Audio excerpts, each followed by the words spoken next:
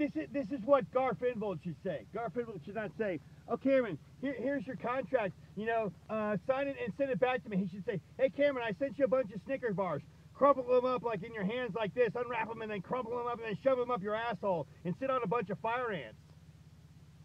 That's what I want. That's what I want for you, because I would have rather crumpled up a bunch of Snicker bars and shoved them up my asshole and set on fire ants than have to go through that again. All right? Your fax machine doesn't work, and then I call your office and speak with Mary, who, was basically, matter of factly, let's just put it that way, and then like gives me an alternate fax number, and that doesn't work either. And whatever. So it's and then like the guy at that Staples place, he goes, "Yeah, well, hey, look, we're not going to charge you."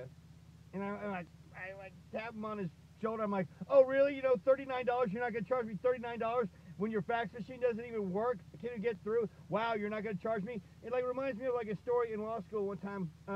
Like Joel Bressler. Joel Bressler's the guy that's kind of like, he's a lawyer. He's up in Boone. At least he was last time I saw him. And he's like one of those guys that like knows, he like knows about, pretty much everything. And like, but like doesn't like say anything, but he knows. So he kind of like fascinated me.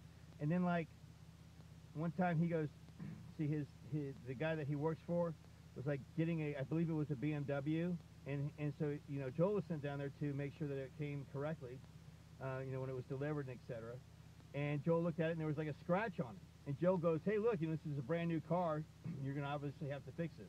And Joel said the guy like gets out some like little magnifying glass thing and like looks at it, it's like obviously that it's scratched, and the guy like gets it with his magnifying, and then he goes over to Joel and goes, "All right, I'll do it." And Joel goes, I wanted to tell him, "You bet your ass you'll do it." I mean, you know what I mean? It's like that. "Oh, we're not going to charge you." Like, no fucking shit, you're not. Boy, you're doing me a super favor. You're not going to charge me for your defective fax machine that doesn't work, and I wasted all my time here because of Borg?